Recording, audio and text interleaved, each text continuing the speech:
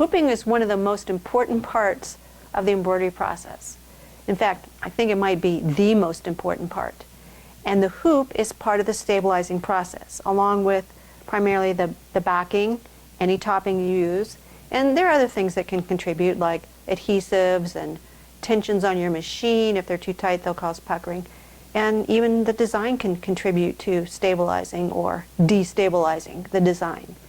So in this video, I want to show you proper hooping techniques, because I find that most commercial embroiderers just take it as a given that we should hoop between the rings all the time, unless there's some reason, good reason why we can't.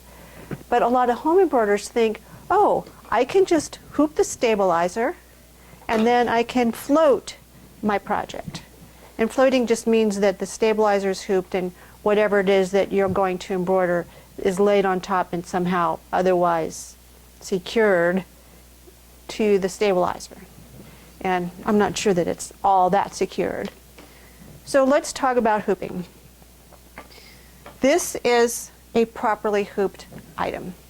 We're going to start with the proper hooping, because then I'm going to show you the way I was taught to hoop, and it's really wrong, and unfortunately it's still often told today. So this is just a piece of broadcloth, and I've hooped it on a round hoop, but what I want you to notice is on the back, my stabilizer is hooped all the way around, and it's extending out a little bit all the way around.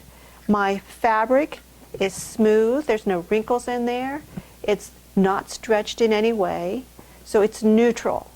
My stabilizer is taut, my fabric is neutral.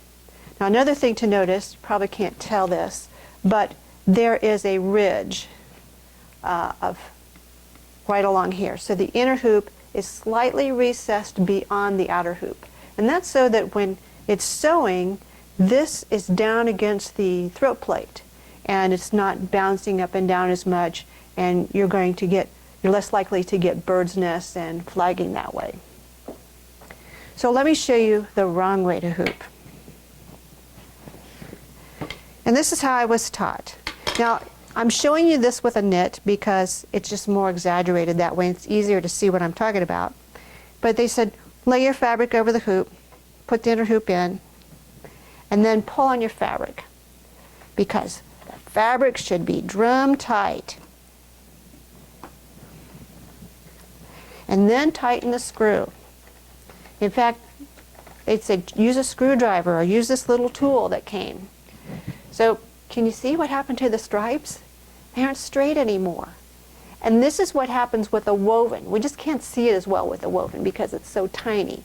But you're going to get this warpy thing going on. And if you run your fingers over this, you'll find some areas where it's really tight and some where it's really soft. In fact, it's really soft right up here by the screw, because when I tighten the screw, it's pulling the hoop together here, but it's also pulling the fabric together there.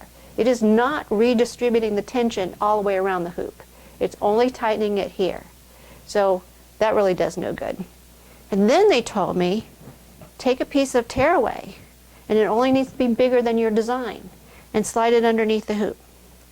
Now if it's a woven, use one layer, but if it's a knit, use 2 layers. And that was how they told me to hoop.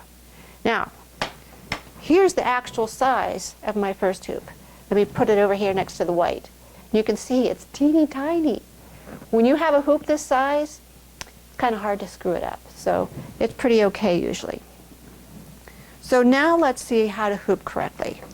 So I'm going to use a hooping station, and I always hoop standing up. So we'll give the cameraman a moment to adjust.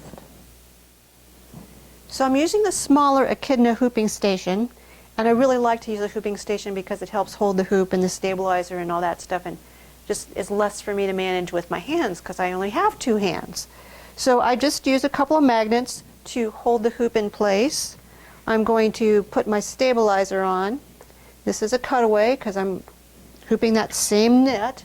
You can see that it's really stretchy.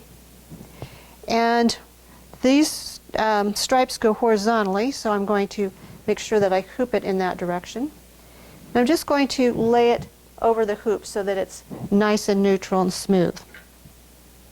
Now I've also loosened up my screw because before I had it really tight, And now I'm going to have a cutaway and my knit in there. And this first hooping is just to check the tension. So what I want to do is make sure that the tension is proper on my hoop. This is called pre-tensioning. So I'm just going to set my hoop in there, and I'm not worried too much about anything else. And actually, that was pretty good on the first try. But you can see I have this bunchy stuff here. So now I'm going to hoop it properly, which will be interesting, hooping from this kind of weird angle here. So once again, I'm going to smooth my fabric out. And if you were doing this for real, you would take time to make sure your stripes were all straight and everything was perfect. But we're not focusing on the actual placement here. We're focusing on the hooping technique. So everything's in place. I'm going to take my hoop.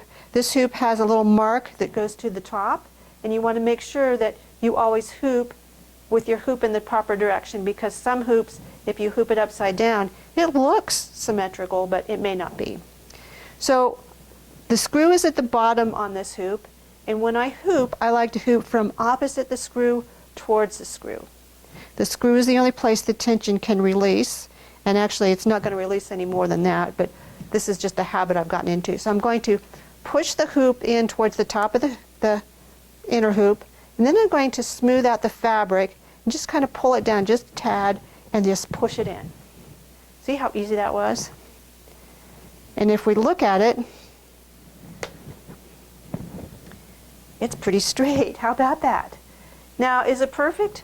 Gosh, look where my points are here. They're almost dead on. I got lucky that time. Sometimes I have to hoop several times to make sure that everything's straight and where I want it, and it can take me longer to hoop than it does to do the embroidery. But if you don't take the time to do this right and you go ahead and embroider, you can't undo a bad hooping. And embroidery lasts the lifetime of the garment or the project. And if you hoop wrong, you may have just sent that lifetime down to a few minutes to unhoop and throw it in the trash can rather than, years. So let me show you a few other things.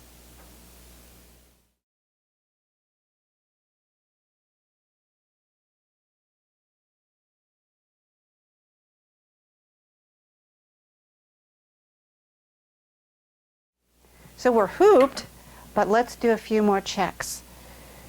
When we hoop with a stabilizer, we really want our fabric and our stabilizer to become one. And I'm not so sure that we achieved that on this one, but the way we can test is we can run our fingers across. And I'm going to press a little bit harder, and I'm not sure, can you see a wave of fabric? There's a wave of fabric. See that big wrinkle right in front of my fingers? That is a wave of fabric that I'm just kind of surfing ahead. We don't want that to happen. Another thing I can check is to see if I can do the pinch test, and by golly, I can pinch up some fabric. That's not a good sign. If I can push fabric with my fingers, the presser foot on the machine is going to do the same thing, and we're going to have bad things happen. So how do we cure that? Well, one thing we can do is we can use a spray.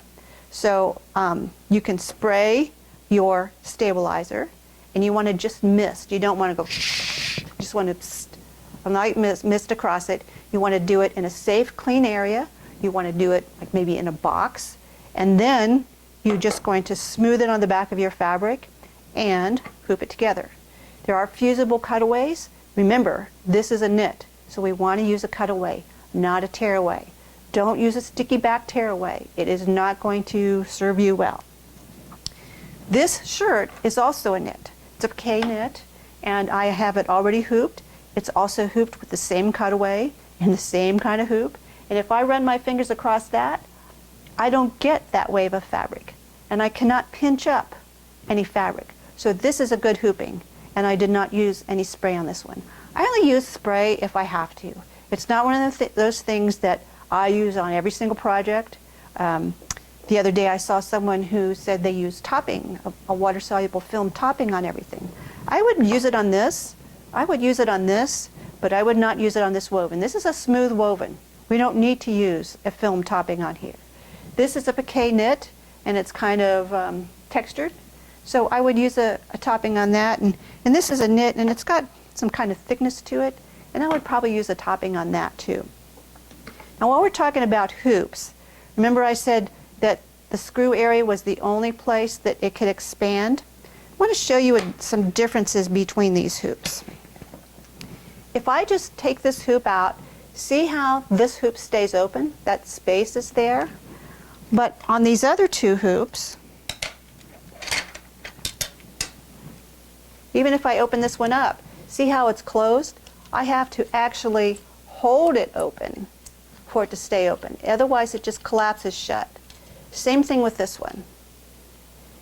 These kind of hoops are going to be harder to hoop because they're not open, they're not ready to receive the inner hoop in the other fabric. However, there's an easy fix.